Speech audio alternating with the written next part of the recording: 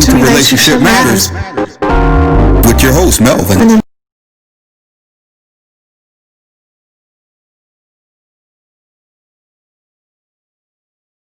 Mate and having a successful marriage.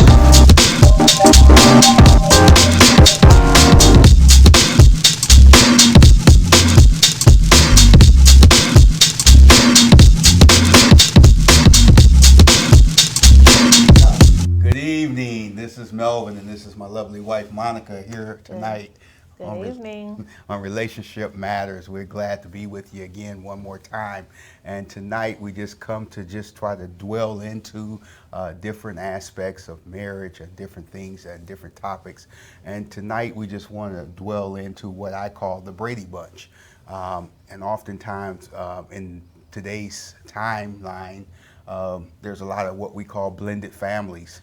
Um, Traditionally, the ideal family would be a husband and a wife meeting for the first time and having all their children together. But in today's time, we find that oftentimes one partner may have a child or another may have a child. And if you grew up in the time that I grew up in, you remember the Brady Bunch, whereas the father had three boys and the wife had three girls, and they came together and became a blended family. As what we saw on that sitcom week in and week out, everything seemed to go pretty good. You know, it was a few ups and downs, few bumps here and there, but they figured out how to blend it together. Well, in today's society, it's a little tougher, it's a little harder. So we just wanted to talk just for a few minutes this evening about blended families and how to deal with it and how to maintain it so that it can work, because what we find out is once you get into a blended family, now you get into what we call the steps. You got step parents, you got step sisters, step brothers, step grandparents, you know, and it really is not a step. You really want to mesh it together to become one complete unit, even though there were outside entities prior to, but things happen down through the years, whereas that didn't work out and people still have to go on with their lives. And when you go on with your lives, what happens is this. We see it here in the 21st century. We see a lot of where people have been married once before, and so there was a child involved in this marriage, a child on the on the potential spouses. They had a child, so now you come together and now you have what we call a blended family. And then there's obstacles that happen when one child was used to being the oldest or used to being the only child, and here comes another sibling that takes away from their time. So there's a lot of little increment points that we could talk about, but the thing that we wanted to help someone this evening was to let you know that it can work. It's not going to happen overnight. You would think when we saw the Brady Bunch, it kind of just like meshed together and just start working. Well, it doesn't work like that all the time in real life. What we find out is that it won't happen overnight. It'll take some time. It could take a few years for it to mesh together because, you know, you can look at it, what you'll have is what, and the first point that I like to bring up is the sibling rivalry. Whereas children may be 1 year apart or what have you, and one's older than the other, but both were the oldest. And now here, the one that was the oldest is not the oldest anymore. They went from being the oldest, where they were called on to do everything, and this other one comes along, and now they're the oldest, and now you're the middle child, and now you're feeling some kind of way. And so when these children come together, they're meshing together, and they're trying to get their boundaries, their territory back, because they've lost some territory that they had. Also, another thing I would like to talk about, and we dealt with this. What are you going to call the parent? You know, it's kind of disrespectful in my mind. I know some families may think it's different, but if my new child, which in the way we taught our children were, I'm your dad. I'm not your stepdad. I'm your dad. I'm the man that's raising you. And she's the mother that's raising you. We told them to call me dad, call her mom. But in some families, you know, they may call them by their first names, and that's kind of shaky grounds, because when you bring your friends over and say, well, that's my dad, and then they hear you call them by their first name, it's almost disrespectful, because when we were growing up, if I went to one of my friends' houses, we would call him Mr. You know, if his name was Edward, we would call him Mr. Edward, or we would call him by their last name, but we would say Mr. just because it was a respect thing. But in today's society, our young people don't respect the elders like they did back in our day. So the sibling rivalry is a very key point that's an obstacle. And I'll let Monica jump in on that sibling rivalry thing, because it is an issue. Well, I think, first of all, you got to set some ground rules, just like any other issue that you're going to approach. You must have ground rules, and you sit the children down and you talk to them and explain to them, we're getting married, and now so and so is going to be your sibling, and set some ground rules. But let me back up a little bit. All right. As that potential husband is dating that potential wife, he should date the children of hers as well, and she should date his, because that way you're not just throwing them into an immediate room saying, this your sister, this your brother, deal with it. Mm-hmm. This way they get to know each other. They can go out sometimes and, see how that person, oh, you don't like ketchup? Oh, you're allergic to peanuts? Learn things about their soon-to-be siblings. And then that way they have time to come together and learn one another, just like the parents are learning one another. So then after that portion of the courtship, then you got to come together and set some ground rules. Mm-hmm. I like that. I like that, because what it is, it's a package deal. When I said I'm in love with you, when you already have children, I'm in love with the children too, because they're part of the package. I can't go to the car dealership and buy a car, and part of the package is it's got these custom wheels and it's got this type of steering wheel in there. And I might be able to get rid of the custom wheels, but the steering wheel gonna come in the car because that's part of the package. Mm-hmm. I can't have them. They won't take that part out. So the children can't be taken out of the picture, because they're part of the package when you propose. So get to know the children. I agree with you 100%. Go out on take some time with them. Mm-hmm. If the companion has a son, and you go take the son to the ball game or something, spend some time with them, get to know them. So that way you'll know what they like to do, what they don't like to do, type of attitude that they have, or have a young lady, take the young lady out, show her how she's supposed to be treated on a date. Right. A lot of fathers do the daddy-daughter dinner and daddy-daughter dances, so they can get a relationship. So these are a lot of things that you would want to do prior to, but in the midst of it, once the marriage has been consummated, we need to still deal with it, because within that first 2 years, other things could unravel. So you got to be prepared to deal with it. Absolutely.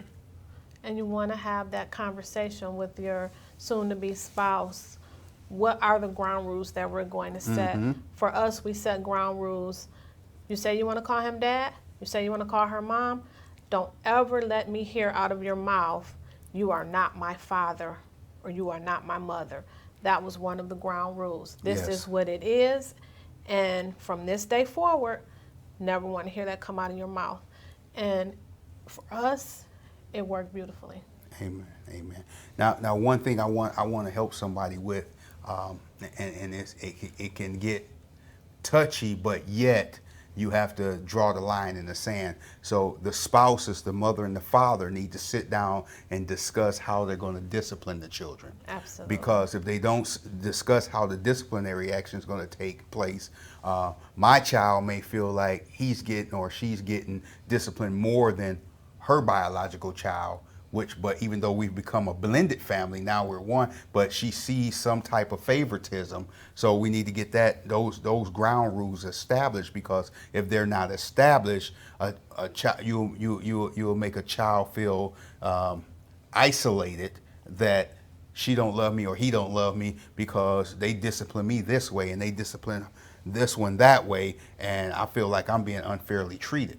So that has to be established on the disciplinary styles, because if in this household prior to the relationship or the marriage, this parent spoiled the child and spared the rod, and this parent over here didn't spare the rod. Now we got a conflict of interest, because one parent feels one way about the disciplinary action than the other parent does. So somebody's got to be the enforcer. And so with that being said, it has to be a line drawn where this is where we're going to go with this, and this goes across the board for all of them, not just for these two or not just for this one. It goes across the table equally, because if you don't, you will have a separation right in the house. Absolutely.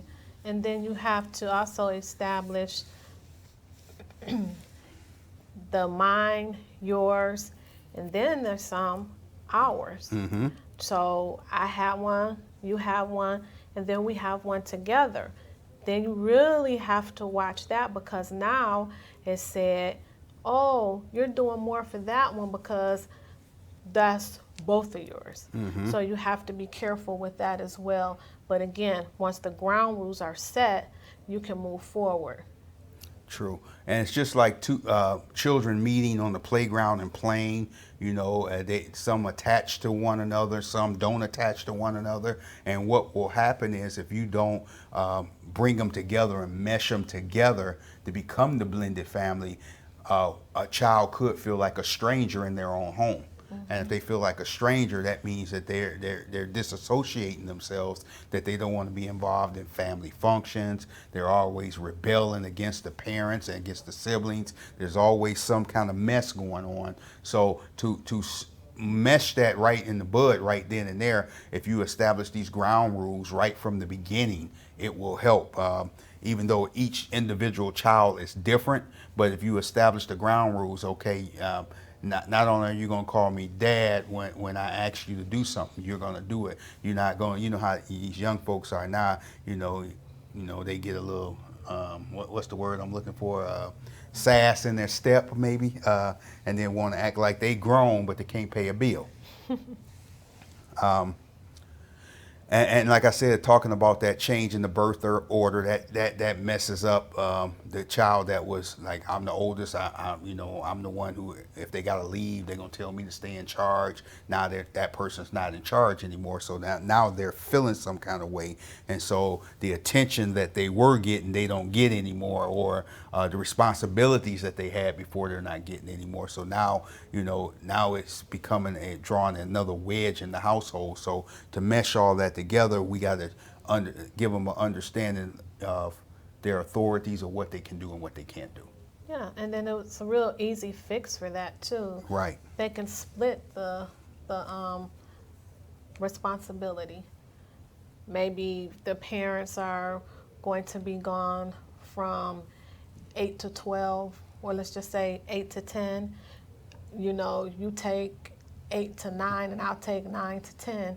That's who's in charge. Something goes wrong at between your time, you're the one that's going to be responsible. Yes. So that way they will feel like they're still in charge, and they still have responsibility, and they don't feel the isolation that you're talking about, or they don't feel that, oh, I'm not needed, and then begin to do the rebellion. Right. Yes. And also with the sibling rivalry, what you would have to do also is you need to sit down with them and treat each one of them fairly. Don't label any of them because this one's better at a sport than this one. Don't put that label on them. Say all my kids are equal. All my kids are good at everything that they do. Encourage them, because you could discourage a child from being the best that they can be by not encouraging them. You may have one son that can play basketball real well, and the other son may not be able to play that well when they're younger. And you kick him to the curb like he's the best basketball player in the family, but yet this child may have a hidden skill that may not develop for 3 or 4 years. Mm-hmm. And so now you stunted that child's growth because you labeled them that my big brother is the better basketball player. I'm not any good. So now he's lost his thrive or his thrill to want to become that better basketball player or whatever it may be, musician, skater, whatever it may be. So you don't want to label them, because what it can do is it increases The tension between the family. And what we're trying to do is release the tension so that the family becomes a bond, because you want the family to bond together, for God I live and for God I die. That's the way we want to be. We want them to be, where that's my sibling. You're not going to say nothing about my sibling. You're not going to say nothing about my brother or my sister. That's just how we're going to be. That way you keep the relationship healthy, because anything that you naming and claiming and all that, you taunt the relationship.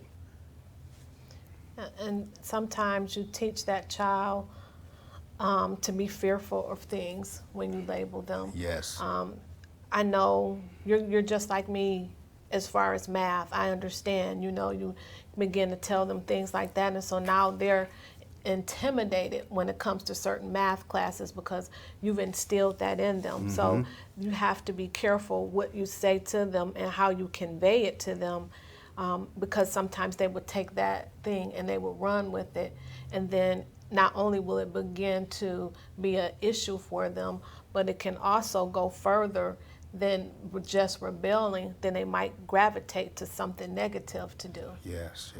And you don't want them going outside of the house doing something that's not good for them, because a lot of children will rebel to doing something bad.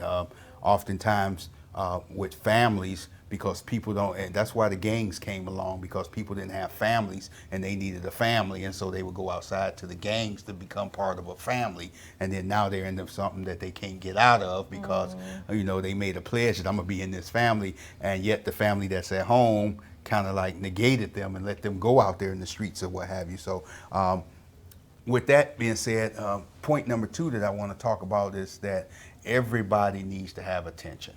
You need to give each child a certain amount of time, because they need their attention just like anybody else. If they were your only child, they would get all of your attention.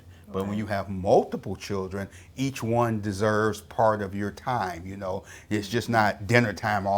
We sit down and eat dinner together. They need to have some father-son and father-daughter, mother-daughter, mother-son time, where it just, they're getting to have a relationship with their parent or their parents, or it may be mom and dad taking this child out, or mom and dad taking this child out. Give them some attention so that they'll feel like they're part of the family, and then that way you get to learn your children behaviors and different things that they do and different things that they like, because when you become a blended family, what happens oftentimes, whereas you may have had the money has to be split over the whole blend now, whereas it was just spent on 1 or 2 over here. What may you and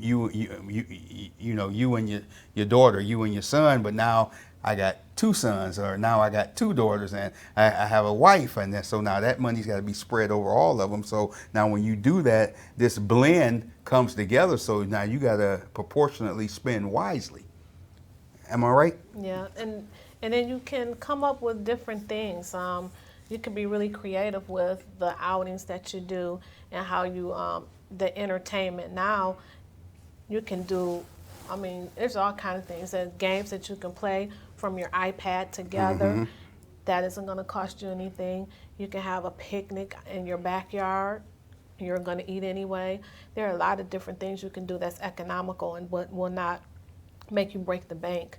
But it's very important that you spend that one-on-one time with them. Even if you say once or twice a month, I give each child a day, and it's just me and that child, and we do something that they want to do, arts and crafts, whatever it might be, but that child looks forward to that day. And as they get older and they begin to do other things, of course you might have to be the parent to drive them to cheerleading practice, basketball practice, or whatever whatever the assignment is that child has. But then maybe on the way back you can deviate, go have an ice cream cone, spend some time or whatever with the child. You just want that child to feel like they're not second option. They want to be number one. Correct. And if they're an athlete or a musician or what, or a singer or whatever it may be, both parents should participate in attending those activities, because you'll make a child feel some kind of way. Well, every time I have a performance or every time I have a game, Dad never shows up. He's always working. He don't really love me. He's not there for me. They need that attention. That goes a long way. I was watching one of my favorite movies, Ray Charles and Ray, and watching it. And I remember in one scene where Ray came home and his son was a good baseball player, and he wanted his dad to come to the game, and he said, "Well, I'm busy doing, something. I got to go on the road or what have you." He didn't know and didn't realize how better off his son would have been if he would have took the time out to go to that ball game, because his son really wanted to impress his father. And a lot of times that's what's happening nowadays in society. The fathers are not participating in the activities that their child is participating in, and so it makes them feel like they're out here by themselves. It's almost like you're making them an adult before they become an adult. Let them be a child while they can, because if you don't let them be a child while they can, they'll get into some mess when they become an adult. The more we schedule these different things with our children, it helps keep the rivalry down, because we're there supporting them, and not only supporting them, they see that there's love there, and when it comes to the blended part with the financial part, oftentimes, so if you have we'll just use a son, and have a son that plays basketball, and in high school nowadays, because I just recently went to my nephew's games, I believe they charge $5 a person. So if you got a family of 5, that's usually about $25, except I think the children might be $3 or $4, but a little cheaper if they're students at that school. But that's an outing, so you got to look at it like, well, this is an outing that we're going to, and it's going to cost us $25 just to get into the vineyard, just to watch our child play. If we want some snacks, then that's additional money. So you have to fit all that into your budget for those that are on a tighter budget. I know somebody's probably saying right now, well, $25 is nothing. Well, to some people it is.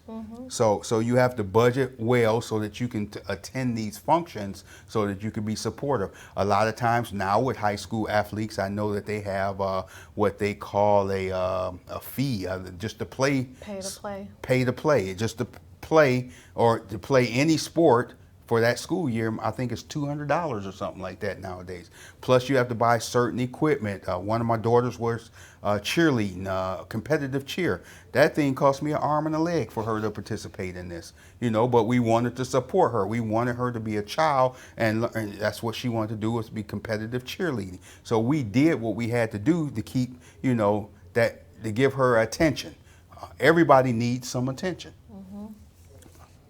And not only do they need attention, sometimes they just need to know that you're there. Yes. I remember when I was about 13, I started not wanting to talk to my mom. When we would go to the mall, I didn't want to walk with my mom. And then each one of my children, when they got 13, they kind of did the same thing. And I'm like, this 13 is something else. But if you still spend time with that child, you'll see that turnaround before 14. They're holding your hand in the mall. Come on, Ma, go with me. You just have to continue to give them attention and continue to nurture them and give them the love that they don't even realize they need when they think they know everything. Yes. And it goes a long way, and they can look back on it too. Because that positive attention, it builds the bond.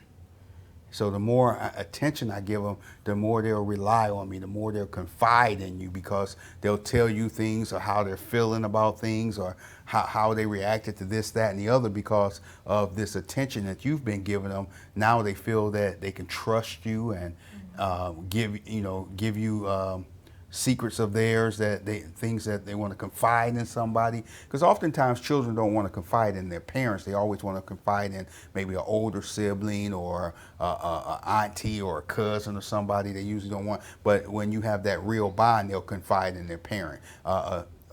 Young ladies like to confide a lot in their mothers. when their mother's not too strict and too disciplined on them. Where we at now? Let's talk about. Go ahead. I think we need to talk about, as you're blending, you also have to realize that this grandma is now blending too. Yes, the in-laws. And that can be a real big deal, the in-laws. Well, so when you get to talking about the in-laws, see, that's something different. As we mentioned on shows previous, the in-laws, which are the mother-in-law, father-in-law, sister-in-law, and the brother-in-law. Those are the four entities we're talking about. So when we talk about that with a blended family, we came up in a generation where we kept, if it happens in this house, it stays in this house. But from time to time, what would happen is if something happened in the house and one of the children were close to the grandmother or close to one of the aunts or uncles, they would tell this information. So now this information would get out of the household, and then now the in-law is looking at this particular parent some kind of way. And that some kind of way could lead into some type of altercation. It can lead into this, that, and the other. But the point I believe Monica was trying to go with was, when you become a blended family, you have to understand that some in-laws take things the wrong way. They don't understand the blended part of it. And they think, well, that's my grandbaby right there. That's my blood right there. I'm going to take care of this one right here. I'm not going to take care of that one because that ain't my blood. Well, no. When we said I do, they all became your blood. So the ground rules need to be set with the in-laws as well. Yes. Because when they aren't set, then this will happen. Yes. And it can cause a huge divide in the family, and it can really disrupt the children. Yes. Because the child doesn't know why you're catering to that child. Because I call you grandma like that child calls you grandma. So that's when you have to be a smart couple to talk to your parents and kind of help them understand that we're not doing this. Correct. You know, or if a grandma says, well, nobody comes spend the night but my grandchild, and then you got 3 other kids at home, then That's they got to be can't addressed. go. It's got to be addressed. It's got to be addressed, and it's got to be a ground rule. They Yeah. can't go. No one can go. That's right. All come or none. Or take the boys this night and then take the girls another night. That's how we have to do it. We'll dig into that just a little bit more, but I want to divert just a little bit about this discipline again, because that discipline goes a long way. Because what can happen is, in that honeymoon stage or that premarital stage, when we're dating and we're getting to know one another, and we're taking the children out to the ballpark, taking them to the picnics and out to the park, getting to know them. So as we get to know them, we're getting to know them in a friendly manner where we're buddies. Okay, and we've never gotten to the point of having to discipline them. Mm-hmm. So now they think that I'm their friend, you know, but he gonna be my dad, but he my friend, but never had a confrontation, whereas something that a parent would have to address as far as the disciplinary situation happens. And now, you know, it gets to the point where the child be like, well, you not my biological dad. You know, I'm going to tell my mama, but that conversation needs to already have had between the father and the mother, that, okay, I'm the dad now. I'm going to be doing some disciplinary actions, you know, and the fun and games are over, you know, and because I'm an authority figure. Mm-hmm. And so when I say that I'm an authority figure, means that this could cause a problem in the house. Absolutely. Because you don't know, you know, how one's going to take it from the other. Now, I'll give you a prime example. You could have the discuss about how we're going to discipline this, that, and the other. And the first time it happens, the spouse could be shocked because, I didn't think you were going to discipline them like that. Well, if we're going to discipline them, we're going to discipline them the same way across the board. Mm-hmm. And so when you do this discipline, you have to have an understanding that while you're doing it, it's going to cause a few problems in the house. And that's something that you have to be ready to handle, because it's a relationship that you're dealing with, and you're being the head of the household. And if you decide to discipline the child, they're grounded for a week or whatever, and this particular week they had something going on, I'm sorry, we got to stand our ground because of, you know, this behavior, bad behavior that they had. They have to be punished for it. So these things have to be solved up front, and we have to attack it, because what we would have to do is say, okay, we need to have a family meeting. Family meetings are wonderful. And you know, and so when we have the family meeting, what we do is we come together and try to get things in order. You know, we tell child A, you know, this is what you did. Or in a family meeting setting, we'll say, okay, here's the ground rules, kids. If you do this, this is what's going to happen. You know, no ifs, ands, and buts about it. You know, these are the rules, you know, and take notes in it, in this family meeting. That way, it's kind of like the family made a record of it. You know, you might even put, my wife was famous for Post-it notes. You might even put a Post-it note on the refrigerator and say, you know, if you do this, you know, here's the rules. You know, because you need to have rules so that you can keep composure in the house. Because if there ain't no rules, everybody will be unruly, right? And if we both have children already, that means my child had a certain set of rules, your child had a certain set of rules, and now here we are together, and now we're trying to say, well, that ain't the rule I had when I was over here with just us, and that ain't the rule I had when we were just over here, so now I got a new rule? Something not right with this. So it's important to come together, hold a family meeting, and lay down the rules, because your rule of the way you did it may not work for my child, and this may not work for your child. Right. And But now it's not yours and mine, it's ours. So then we can come to a happy medium and can figure that out in the family meeting. And then you can also, in the family meeting, get ideas from the children, because sometimes they want to implement some things. And if, when it was just me and my child, I didn't make my child wash the dishes. And when it's you and your child, you made your child wash the dishes. And so now my child goes in here and is like, oh, I got to wash dishes, and having a hissy fit. Well, let's do it this way. Let's alternate days or alternate weeks. Which would you like it better? Which way? And then that way, you know, they feel like they're participating in helping solve the problem. Right.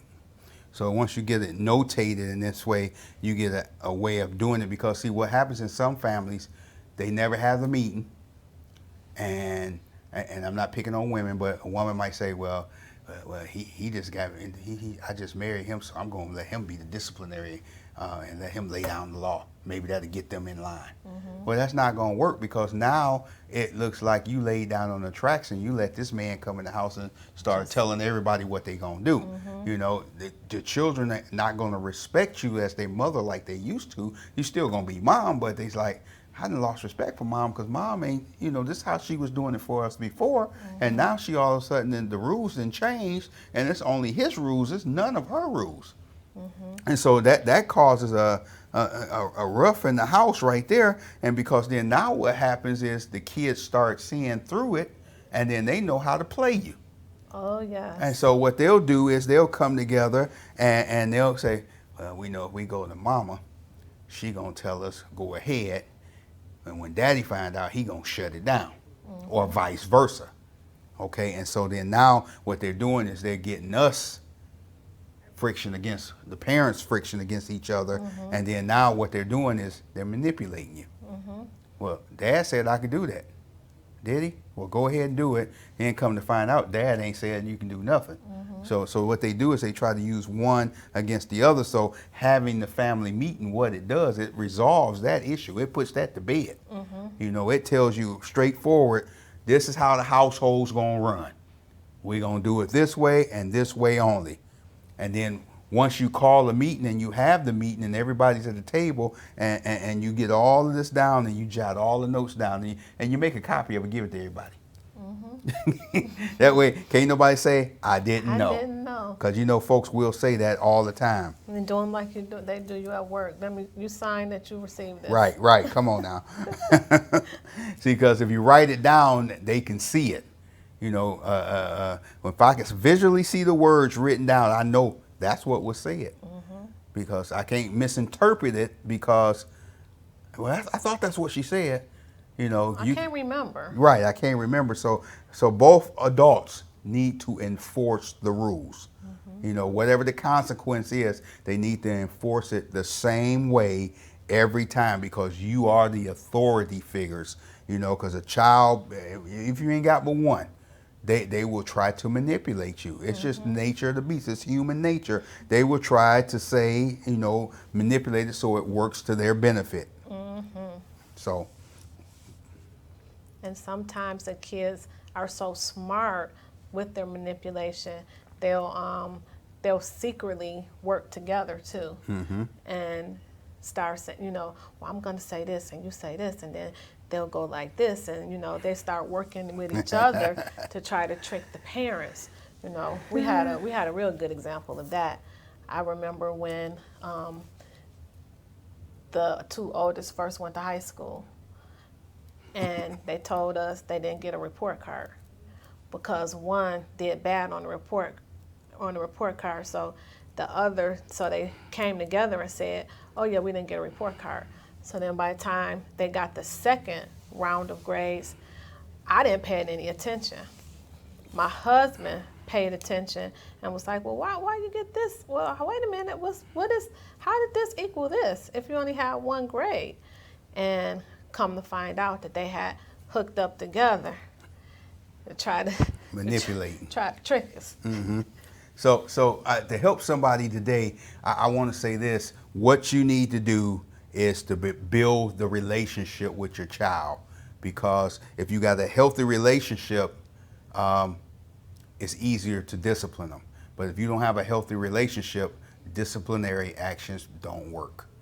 Because they're already rebelling because you don't have a relationship where you haven't blended and meshed together. They're not going to respect nothing you say, and then they're not going to, you know, do whatever you tell them to do. They're going to always be rebellious because that's a child that don't want to listen. So can I go back to the in-laws? Okay. The in-laws thing, the reason that I'm really wanting to talk about that is because you're not marrying per se her mom or her dad or his mom or his dad, but you are becoming one, so that becomes your mom and your dad, even though they didn't raise you or they weren't with you the entire time where you're growing and you're maturing and going through life and learning. But we have to come to a point where we're able to talk with one another about the issues that we might be having with in-law. It could even be a brother-in-law. But whatever that problem is, you have to be able to talk to your spouse, because if there's a brick wall there and your spouse does not want to listen, you're not going to get anywhere. You're not going to be able to navigate through the problem. So my suggestion is, again, if you didn't have premarital counseling and you're already into this, my suggestion is to have a discussion with your husband, and that's going to be what you called one of those difficult conversations. But you have to have it in order for you guys to continue to grow, because you're going to have some issues. Trust me. There's going to be a mom that does not agree with something that you're doing, even if it's the way you're doing your child's hair, you have this child doing too many extracurricular activities. They're going to be opinionated and they're going to say something, and sometimes it might rub you the wrong way if you start thinking, you know, we have a blended family, and you only say this when it comes or pertains to my actual child. You never really say this when it comes to the other child, you know, and sometimes you have to sit there and talk to the husband and say, look, baby, I don't know how to convey to your mom, but this is what's going on. You have to have that conversation. Now, everything you don't have to talk about, but the things that are going to be game changers, you definitely want to talk about it. You have to articulate your feelings. If you keep them inside, you're going to explode like a pressure cooker. And I agree with that 100%, because what happens is you end up feeling like you're two different families, because it's always an issue on the table if you don't address that mother or that father, whoever that mother or father is. If it's the father's mother or father, or the mom's mother or father, you have to address the issue. Like, can you do things this way? Can you help us this way? You know, because certain things are already in play, and if it's irritating your spouse, it has to irritate you. So when that spouse comes to you and says, you know, this is really bothering me, you know, this, that, and the other, you think you could talk to your mom or your dad or what have you, you need to figure out how to articulate that so that they'll understand that this is my wife, this is my husband, and this is the way we want to run our household. We can't run it the same way you run your house, because in most cases, most mothers, they love their children. And they love their children, especially their sons. They love their sons because, I don't know what it is, but they want to be the mama for their whole life. That's what they are, but they want to come and run your household. Well, you don't run my household. That's just not the way I do it. And that's why a lot of men try to marry somebody that's like their mother, so then that way the mom and the mother, the new wife or the daughter-in-law are kind of like one, and they get along. And sometimes some men marry the opposite because they they wanted to change a pace, I guess that's what I would say. But still on the same basis, though, of trying to do the right thing. But some mother-in-laws just don't feel that the woman that they chose is the right one for them, or they could have done better, or they could have done this, you know. And they'll never come out and say that, but that's what they think, because... And sometimes they do come out and say it. I mean, but that's the way their mindset is, you know, because, you know, I sent you to school. I want you to have a college-educated woman, or somebody who went to college with you, or, you know, or I wanted you to marry a doctor. I want you to marry a daughter. You came up short. You married a school teacher. You married, you know, a nurse, you know. But that's just their expectations of what they wanted. But, you know, it's your decision on what you decide to do. So then now, with that being said, they become the in-laws, and we don't want them to become outlaws. And they got to learn how to blend into this blended family, because even if we did not have children outside of the marriage or prior in a previous marriage, when we came together, we became blended because we didn't exist prior to. So now we're blending together. I mean, yes, it's probably easier to blend together a husband and a wife, and the children blossom out of that flock. But when you bring children in with it, now they have to go through the adjustment period, just like the husband and wife has to go through the adjustment period. And with blended families, it takes at least 2 years, just like it does in the honeymoon stages of any marriage. It takes about 2 years for things to really start meshing together, because the first 2 years is always the roughest 2 years, in spite of, you know, I mean, these children are getting adapted to being in a new family outlook. Well, I used to have my own room. Now I got a shared bedroom with my little sister or my little brother. I'm in, you know, I had a full size bed. Now I'm in a twin on a bunk bed. You know, these are all adjustments that have to take place, and you know, for them to live and for this family to mesh together, you know, and you got all these kids. So like in the Brady Bunch, they had 6 kids. 6 kids in one house, and they had to mesh together. The way they showed in the Brady Bunch, if I haven't forgotten, all of them had their own rooms, didn't they?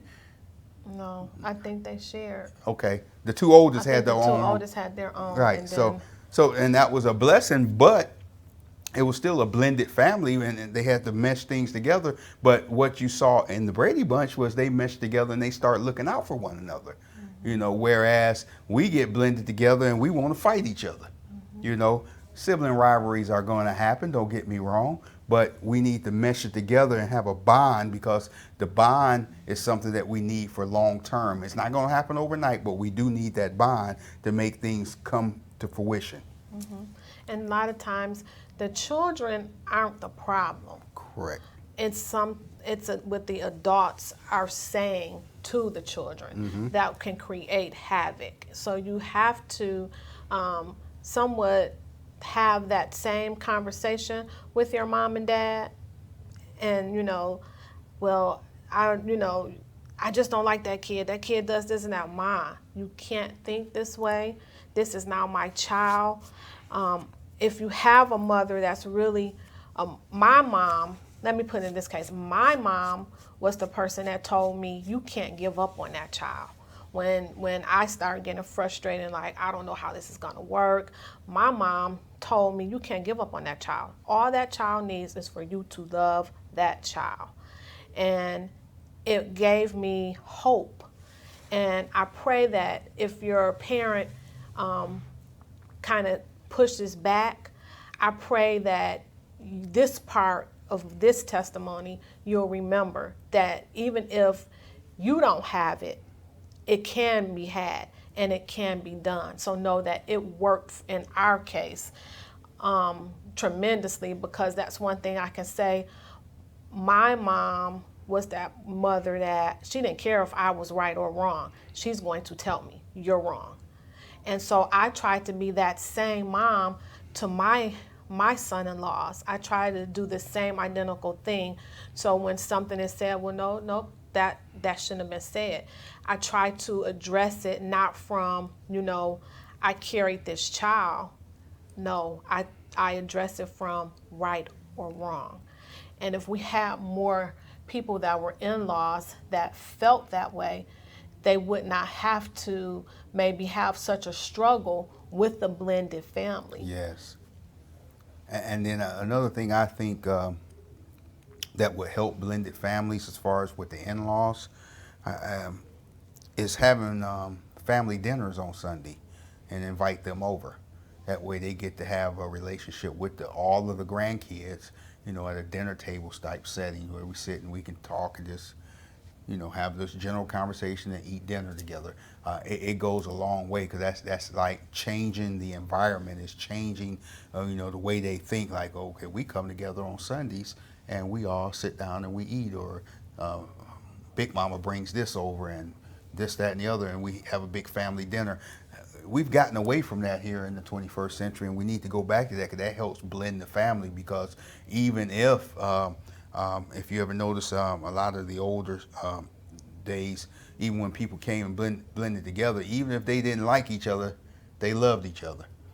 And so they would come together and fellowship, and then we need that fellowship in the blended families, because that's how we bind it closer together, because we need to do something out of the norm, because the norm says, you go your way and I go my way, and we see each other when we see each other. But no, we need to see each other all the time, or at least once a week or something, to blend that family together, because that's how you get to know the person. It's the same way with your children. When you become a blended family, you got to start something new. If it's nothing, if your children are young, and you're an educator or whatever, or like to read them a book. Bring all 3, 4 kids in, come lay on the side of the bed, and read them a story or what have you. Or decide to go early Sunday morning before church. Say, we're gonna go down to the park and let y'all run around for a little while. Then we're gonna make it back home and take some baths, and then we're gonna get in the car and go to church. Do some stuff that makes them feel wanted, makes them feel like they're getting the activity, and you spending that additional time with them. Because taking them to church is great. I'm a pastor and everything. Taking them to church is great, but they don't really get to spend time while they're in church, because they listen to the songs or listen to the preacher preach, but this is quality time I'm trying to help you get, because quality time is needed. And so when you build that relationship with kids, build that relationship with in-laws, it goes a long way. From time to time, you need to go spend time with your father-in-law. You don't do nothing but go over and sit, talk with them, or with your mother-in-law. Say, hey, let's go fishing, let's go do something. Go do something, spend some time with them, so they get to know you. Or go shopping with them, whatever their hobby is. Find out what it is and say, I'm gonna go with you. It's okay if I go with you. So that way you build a relationship. Let them know I'm good people just like you are. And I'm not here to harm you. I'm not here to take nothing away from you. I'm just here to try to raise the best family that I can raise, regardless of our handicaps or whatever we got going on. Yeah, my child is bad, but I believe they knew daddy gonna help them become a better child or a better person. Just being real, because you got to call a spade a spade. If it's something wrong, we need help. We need help to address this, And I thank God for blended families, because we were a blended family. We blended a family together, and we made the best of what we could make out of it. And thank God all of our children graduated from college. All of our children, actually 2 of them got master's degrees, So we thank God for them, and they did better than what we expected, because you always want your children to do better than you do. And so we blended them together, and we made them love each other, even though there was days they couldn't stand each other, but they blended together. And then they're the 2 that are living now, they're best friends now, as much as they wouldn't say it out loud. Yeah, and so I think that basically it's the meeting. Yes. Meeting with the parents, meeting with the children, meeting with the spouse. That's communication. Communication is essential to life altogether. We have to get used to talking about the situation. We don't have to argue about it. Let's just discuss it. Unless we may not finish it and get everything resolved today, but if we are having the dinners on Sunday, at least it's not just Christmas and Thanksgiving when we get together. And then you're apt to get into it, because twice a year, I don't like the way you're doing this or that, and then it's gonna come out there instead of gradually throughout the year on a Sunday dinner, even if it's once a month. But I think that would be that's phenomenal. I think it would make a lot of sense to have that and to engage them just like you're engaging the children in the relationship. Right. But despite all the problems a blended family will have, in the long run, it's still a family. Still a family. And in every family, there's going to be squabbles, there's going to be arguments, there's going to be moments of disciplinary actions, there's going to be moments of, I'm not talking to her, I'm not talking to him. But eventually, if you look at the whole situation and adjust it out, mistakes will be made. Folks going to say some stuff that they shouldn't say. They're going to say some stuff that they should say, but it's still a family. And those mistakes are going to be made both by the mother and the father and by the siblings, but we're still a family. Blended families do work, amen, but we're going to have to make the understanding that there will be mistakes that will happen, and eventually the house will run, it'll mesh together just like this. And this person's twerks, and this person's twerks, and it'll be more like a solid unit than you ever seen. There's some blended families that are more blended than the blood families. And believe it or not, that you wouldn't even know that they were blended. Mm-hmm. Because I'm a firm believer. We said it years ago. If you feed them long enough, they start looking like you. And I've seen it in quite a few of the families over in our church, our own family. I feed them all that. And you go somewhere and say, well, she looked just like you. I'm like, really? Well, he looked just like you. And you're like, wow, okay. And so it starts that I fed them long enough, they should look like me. Amen. I thank you for the night. Yeah, we thank you for joining us tonight. I hope that we addressed some of your questions and some of your thoughts. Don't hesitate to send us an email to so we can address some of the problems that you might be having. We want to give a special shout out to Color Flow Artistry, and it's spelled color with a K, Color Flow Artistry. Give a shout out to Keisha. She is the best MUA ever. We thank you for your support. Well, amen. We thank you, and we see you on next week, and hope to see you on Relationship Matters. And I pray that you send some questions in so we can help answer some of your questions. God bless you. Thank you for joining Relationship Matters. Catch us again next Tuesday at 6 p.m. on Worship Radio International as we continue to enlighten you about strength in relationships. For all questions, please email us at relationshipmatters99@gmail.com. Again, that's relationshipmatters99@gmail.com. If you would like to sow a seed into the ministry, there's 2 ways that you can do that. Through Cash App, $GSD Ministries, again, $GSD Ministries, or go to our website at GreaterShilohDeliveranceMinistries.com. Thank you.